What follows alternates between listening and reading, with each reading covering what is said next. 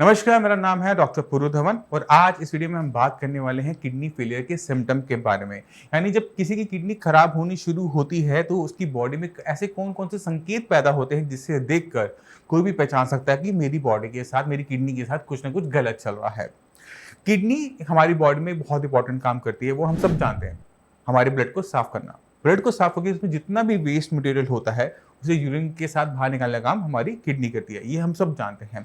मगर आप ये नहीं जानते कि किडनी इसके अलावा और क्या काम करती है। किडनी हमारी बॉडी के अंदर बीपी को रेगुलेट करती है, यानी बीपी आपका मेंटेन करने का काम किडनी कर रही है।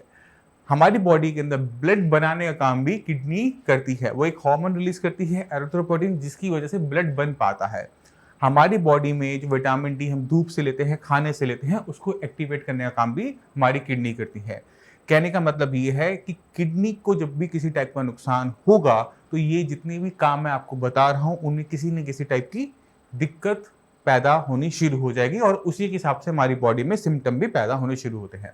किडनी जब खराब होनी शुरू होती है तो इनिशियल स्टेज में सिम्टम हमें नहीं देखने को मिलते। क्यों नहीं देखने को मिलते? क्योंकि किडनी के पास अपनी खूबी होती है अपने फंक्शंस को बढ़ा लेने की, और इनिशियल स्टेज में सिम्टम ना मिलने की वजह से क्या होता है कि किडनी पीछे से खराब होती जा रही है, होती जा रही है, होती जा रही है, और जब सिम्टम आते हैं तो किडनी 70 to 80% खराब हो चुकी होती है और वहाँ से उसे ठीक कर पाना, उसे कंट्रोल कर पाना मुश्किल होता चला जाता है। तो अगर हमें इनिशियल स्टेज में पता लग जाए कि किडनी को नुकसान हो रहा है तो हम उतनी तेजी से उस पर एक्ट करते हुए अपनी किडनी को बचा सकते हैं। तो चलते हैं सबसे पहले सिम्टम के ऊपर जो किडनी हमें देती है जब उसे खराब होना शुरुआत होती है, और वो है यूरिन में प्रोटीन का आना।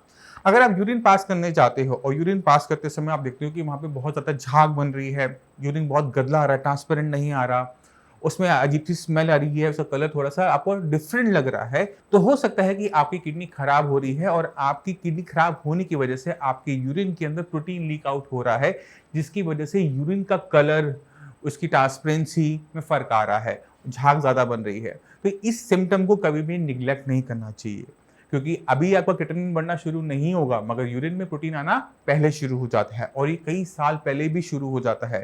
यानी अगर आज मुझे प्रोटीन आना शुरू हुआ कम या ज़्यादा मात्रा में, तो हो सकता है कि कुछ सालों के बाद मेरे क्रिएटिनिन की वैल्यूज़ बढ़नी शुरू हो। तो आप कभी भी यूरिन में हुए बदलाव को कभी हल्के में ना लें। अपने यूरिन को हमेशा जब भी आप पास करते हैं तो उसे चेक करते रहें कि आपको कुछ भी अनयूजुअल लगता है तो अपने लैब टेस्ट ज़रूर करवाएँ। अब चलते हैं दूसरे सिम्पटम के ऊपर। जब हमारी बॉडी में से प्रोटीन लीक होना शुरू होता है, अभी क्रिएटिनिन नहीं बढ़ा है, प्रोटीन निकले जा रहा है, निकले जा रहा है, निकले जा रहा है, तो मतलब प्रोटीन जो हमारी बॉडी में है, वो हमारी बॉडी में बहुत सारे काम करता है। हमारी बॉडी के अंदर जितने भी एंजाइम्स हैं, उनको बनाता है। हमारी बॉडी में ब्लड है, वो हमारा प्रोटीन से बनता है। तो अगर आपकी बॉडी में प्रोटीन की कमी हो रही है, तो प्रोटीन की कमी की वजह से आपकी बॉडी में और सिम्पटम पैदा होंगे, जैसे वीकनेस। अगर आपको वीकनेस महसूस होती है, बार-बार आप थकावट महसूस करते हैं, आप कोई मेडिसिन लेते हैं, टेम्परेरी आराम मिलता है, फिर आपको वीकनेस महसूस होनी शुरू होती है, शरीर बहुत भारी महसूस होता है, कुछ काम करने का मन नहीं करता, तो हो सकता है कि इसके पीछे जिम्मेवार किडनी का काम ढंग से ना करना हो, प्रोटीन का बॉडी में कमी की हो जाना हो, क्योंकि आपकी किडनी प्रोटीन को होल्ड नहीं कर पा रही है। तो आपने कभी भी वीकनेस को हल्के में नहीं लेना। अब चलते हैं तीसरे सिम्पटम के ऊपर, वो है स्वेलिंग। जब आपने कभी ब्लड रिपोर्ट करवाया हो तो आपके ब्लड रिपोर्ट के अंदर जब आप केएफटी करवाते हैं तो क्रिएटिनिन, यूरिया लेवल के साथ साथ टोटल प्रोटीन भी लिखा हुआ होता है और उसके नीचे एल्ब्यूमिन और ग्लोबुलिन भी लिखा होता है। इनके मायने क्या होते हैं उसको समझने की कोशिश करते हैं। हम जो भी खाना खाते हैं जब वो डाइजेस्ट होता है वो एब्जॉर्ब होकर हमारे ब्लड में आता है, और हमारे खाने में जो प्रोटीन है वो भी एब्जॉर्ब होकर हमारे ब्लड में आता है, और ये ब्लड को गाढ़ापन देता है। गाढ़ेपन से क्या होता है कि वो हमारी बॉडी में अच्छी तरीके से सर्कुलेट हो पाता है। ज़्यादा गाढ़ा हो जाएगा तो क्लॉट बन जाएगा, ज़्यादा पतला हो जाएगा तो पानी की तरह हमारे पैरों में भरना शुरू हो जाता है। किडनी फेलियर पेशेंट के अंदर हमें स्वेलिंग देखने को मिलती है, और ये स्वेलिंग क्यों आती है उसे समझने की कोशिश करते हैं। जब आपकी यूरिन में से प्रोटीन निकल रहा था, आपकी बॉडी में प्रोटीन की मात्रा कम होनी शुरू हो गई, आपका टोटल प्रोटीन मतलब शरीर के अंदर जो प्रोटीन है वो कम होना शुरू हुआ, तो खून थोड़ा सा पतला हो गया। पतला होने की वजह से हमारी जो वेसल्स होती हैं, आर्टरीज होती हैं, वेन्स होती हैं, जो ब्लड को एक जगह से दूसरी जगह ले जाती हैं, उसे होल्ड नहीं कर पाती, क्योंकि उनके अंदर छोटे-छोटे छेद होते हैं। अब जब ब्लड पतला है तो उन छेदों से थोड़ा ज़्यादा पास आउट हो जाता है, उसमें जो फ्लूइड है वो निकल जाता है, और ग्रेविटी की वजह से हमारे पैरों के आसपास हमें इकट्ठा होते हुए देखने को मिलता है। यानी अगर किसी इंसान की पैरों के आसपास सूजन देखने को मिल रही है तो उसके पीछे कारण क्या हो सकता है? किडनी का फेल होना, किडनी का खराब होना शुरू होना। तो आप कभी भी अपने पेरेंट्स के लेग्स देखते हैं और देखते हैं बहुत ज़्यादा स्वेलिंग है, या अपनी लेग्स पे देख रहे हैं कि बहुत ज़्यादा स्वेलिंग है, ज़्यादा चलने पे, ज़्यादा लंबे टाइम बैठे रहने पर, तो उसको आप कभी हल्के में ना लें। एक बार अपने केएफटी करवाकर कंफर्म कर लीजिए कि किसी भी टाइप की किडनी की दिक्कत आपको नहीं हो रही। क्योंकि पैरों पे स्वेलिंग होने के और भी कारण होते हैं, जैसे आपका लीवर खराब होना या फिर थायराइड की दिक्कत होना, और किडनी भी उनमें से एक है। तो आपने इसको कभी भी हल्के में नहीं लेना। अब चलते हैं अपने सिम्पटम नंबर 4 के ऊपर। हमारी बॉडी में किडनी का काम क्या है? बॉडी में से वेस्ट मटेरियल को बाहर निकालना। मगर जब किडनी बहुत ज़्यादा खराब होती है तो ये वेस्ट मटेरियल बॉडी से बाहर नहीं जा पाता और सिम्पटम नंबर 4 को पैदा करता है, जो कि है स्किन रिलेटेड प्रॉब्लम्स। अगर आपके स्किन पर पैचेस बन रहे हैं, खुजली बहुत ज़्यादा होती है, बार-बार पूरा दिन चलती रहती है, तो हो सकता है कि ये ब्लड में जो इम्प्योरिटीज़ ठहर गई हैं, किडनी उनको बाहर नहीं निकाल पाई और वो आपके ब्लड में सर्कुलेट कर रही हैं, तो उन गंदगी की वजह से जब वो स्किन तक पहुँचती है तो वहाँ पर हमें खुजली पैदा करती है। स्किन बिल्कुल नॉर्मल होगी, देखने में बिल्कुल नॉर्मल होगी, बट पूरे शरीर में आपको खुजली चलती रहती है। इसी वजह से 10% लोगों का आइडेंटिफिकेशन किडनी फेलियर का एक डर्मेटोलॉजिस्ट करता है। जब आपको खुजली हो रही है, आप डॉक्टर के पास जा रहे हैं, स्किन के डॉक्टर के पास जा रहे हैं, स्किन का डॉक्टर आपको मेडिसिन दे रहा है, आपको आराम नहीं आ रहा, तो डॉक्टर कहते हैं ओके ठीक है, आप केएफटी करवाओ। केएफटी करवा के वो देखते हैं कि ब्लड तो बहुत ज़्यादा गंदा है। तो हमने क्या करना है, जब आपको खुजली बहुत ज़्यादा हो रही है, स्किन पे पैचेस हो रहे हैं, किसी भी मेडिसिन से आराम नहीं मिल रहा, तो वो एक साइन होता है कि आपकी किडनी के साथ कुछ ना कुछ गलत हो रहा है। तो आपने स्किन डिसऑर्डर्स को कभी भी हल्के में नहीं लेना होता। अब चलते हैं सिम्पटम नंबर 5 के ऊपर, और वो है शॉर्टनेस ऑफ ब्रेथ, यानी सांस लेने में दिक्कत होना, सांस आपकी फूलना। जब हमारी बॉडी में प्रोटीन कम हो गया, प्रोटीन कम होने की वजह से हमारी बॉडी में ब्लड नहीं बन पाया तरीके से, ब्लड की मात्रा कम होनी शुरू हो गई। और जैसे मैंने आपको पहले बताया कि किडनी हमारी बॉडी में एक और बहुत इंपॉर्टेंट काम करती है, वह है ब्लड को बनाने में। अब बॉडी में 2 चीज़ें ऐसी हो रही हैं जिसकी वजह से ब्लड नहीं बन पाएगा। पहला, यूरिन के रस्ते प्रोटीन निकल जाने की वजह से बॉडी में प्रोटीन की मात्रा का कम होना। दूसरा, किडनी के खराब होने की वजह से किडनी जो हार्मोन रिलीज करती है एरिथ्रोपोइटिन, उसका ढंग से ना बन पाना। दोनों ही जब चीज़ें आपस में मिलती हैं तो ब्लड की हमारे शरीर में कमी होनी शुरू हो जाती है, हमारा हीमोग्लोबिन कम होना शुरू हो जाता है। अब हीमोग्लोबिन का काम क्या होता है? हीमोग्लोबिन का काम होता है हमारी बॉडी के अंदर ऑक्सीजन की ट्रांसपोर्टेशन करना, यानी वो लंग्स में जो हम हवा लेते हैं उसमें जो ऑक्सीजन है उसको लेके हमारी पूरी बॉडी को देती है। जब हमारी बॉडी को सही तरीके से ऑक्सीजन नहीं मिल पाती तो हम तेजी से सांस लेना शुरू करते हैं, और यही सांस का फूलना होता है। तो हमने कभी भी सांस का फूलना 4 कदम चलने पे, सीढ़ी चढ़ने उतरने पे, थोड़ी सी भाग दौड़ कर लेने पे, अगर आपको ऐसा लग रहा है कि आपकी बॉडी पे वीकनेस है, थकावट है, तो अपना एक बार केएफटी टेस्ट जरूर करवाएं, जिससे ये पक्का हो सके कि आपको किडनी की दिक्कत कम से कम नहीं है। अब चलते हैं अपने 6 सिम्टम के ऊपर, और वह है उल्टी करने का मन करना, जिसे हम नौजिया कहते हैं मेडिकल टर्म में। अब जब हमने किडनी का काम कम हुआ तो बॉडी में वेस्ट मटेरियल इकट्ठा होना शुरू हुआ। जैसे क्रेटिनिन इकट्ठा हो रहा था, वैसे यूरिया भी इकट्ठा हुआ। यूरिया एक नाइट्रोजनस वेस्ट मटेरियल होता है जिसका सबसे बुरा इम्पैक्ट हमारे ब्रेन पे पड़ता है।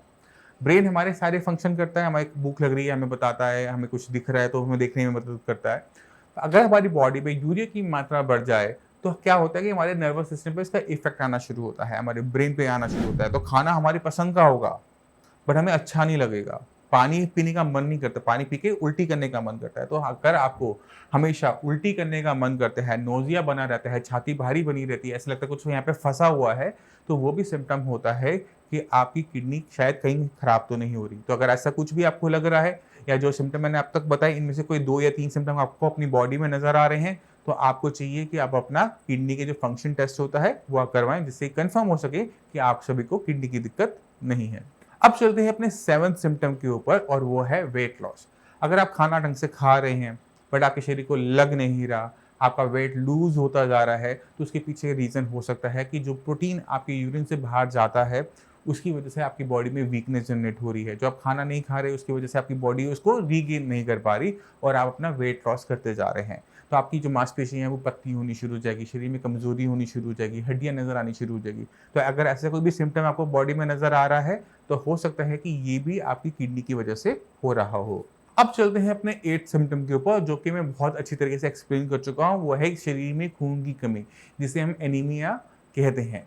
अब एनीमिया क्यों हो रहा है अब तक आप समझ गए होंगे, क्योंकि हमने प्रोटीन जो खाया था वो निकल गया यूरिन के रास्ते। जो किडनी हार्मोन बनाती थी एरिथ्रोपोइटिन, जिसकी वजह से खून बनता था, उसकी कमी भी हो गई। तो दोनों ही चीज़ों की मिलने की वजह से हमारे शरीर में क्या हुआ कि हमारे शरीर के अंदर हीमोग्लोबिन की मात्रा गिरनी शुरू हुई और उसी की वजह से हमारी बॉडी में हो सकता है वीकनेस, सांस का फूलना भी हमें देखने को मिल रहा है। तो सब आपस में कनेक्टेड होते हैं।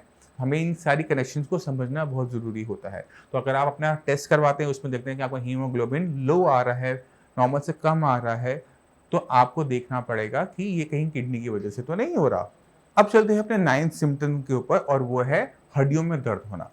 अब हड्डियों में दर्द और किडनी का क्या रिलेशनशिप है, इसे समझना थोड़ा-सा मुश्किल हो सकता है। किडनी हमारी बॉडी में एक बहुत इंपॉर्टेंट काम करती है कि वो विटामिन डी जो हम खाने से लेते हैं, धूप से लेते हैं, उसे एक्टिवेट करने का काम।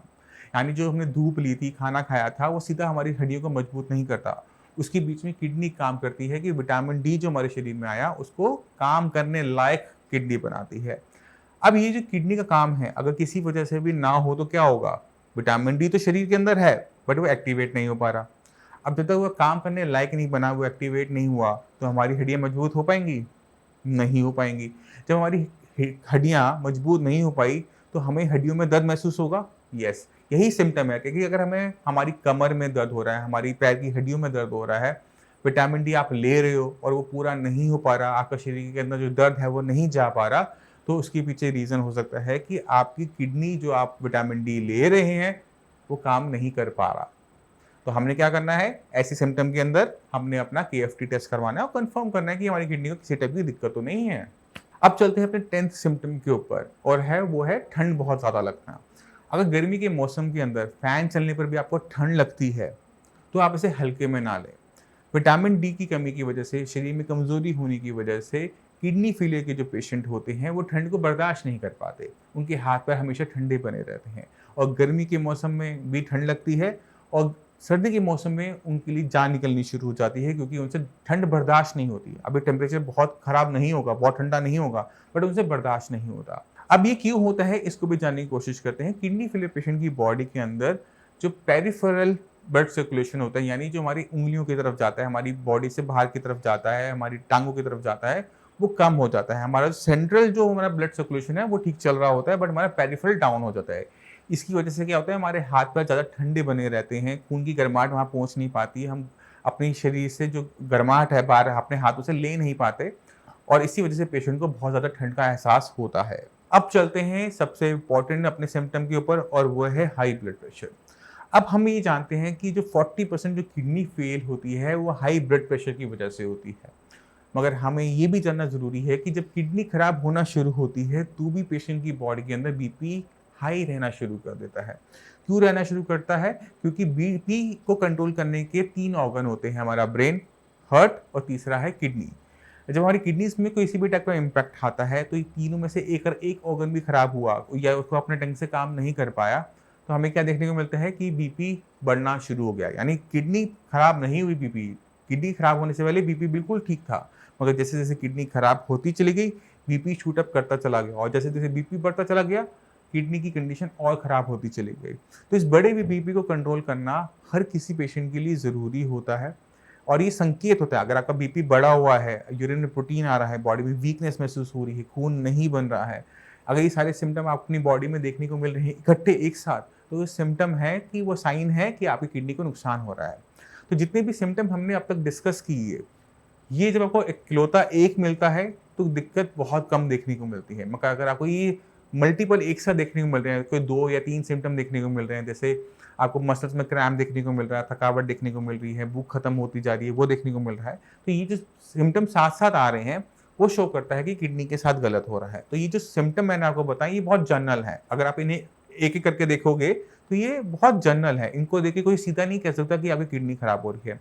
इसी वजह से किडनी फेलियर के साथ सबसे बड़ी दिक्कत क्या होती है कि ये मिसडायग्नोस हो जाता है। यानी कि आपको खुजली हो रही है तो आप क्या कहोगे कि मुझे खुजली की दिक्कत है, आप ये नहीं कहोगे कि मुझे किडनी की दिक्कत है। अगर आपको थकावट हो रही है तो कहोगे थोड़ी सी थकावट ही हो रही है और ज़्यादा कुछ नहीं हो रहा। अगर भूख नहीं लग रही तो क्या कहोगे कि मेरा पेट खराब चल रहा है, आप ये नहीं कहोगे मेरी किडनी खराब हो रही है। तो अक्सर पेशेंट की बॉडी बता रही होती है कि बॉडी के साथ कुछ ना कुछ गलत हो रहा है, बट उसको हम रिलेट नहीं कर पाते किडनी के साथ। तो आपने ध्यान क्या रखना है, तो ये जो 11 सिम्पटम मैंने आपको बताए हैं, इनमें से अगर कोई 2 या 3 सिम्पटम भी आपको अपनी बॉडी के अंदर नज़र आ रहे हैं, तो आप उसे हल्के में नहीं लेंगे। तो मैं उम्मीद करता हूँ इस वीडियो से आप समझ गए कि जब हमारी किडनी खराब होती है तो हमें किस-किस टाइप के साइन एंड सिम्पटम देती है और इन साइन एंड सिम्पटम का क्या मतलब होता है। अगर फिर भी आपको ना समझ में आया हो, हमारे डॉक्टर्स हमेशा अवेलेबल्स होते हैं। अगर आप किडनी फेलियर के पेशेंट हैं, तो हमारे डॉक्टर्स को कॉल कर उनसे आप पूरी राय ले सकते हैं, पूरी जानकारी ले सकते हैं कि किस तरह से आप अपने क्रिएटिनिन वैल्यू को, यूरिया वैल्यू को डाउन कर सकते हैं, किस तरह से आप अपनी किडनी को आगे खराब होने से रोक सकते हैं। अब इसी के साथ आप सभी में चलने की आज्ञा चाहूँगा। मिलते हैं अगली वीडियो में, तब तक के लिए नमस्कार।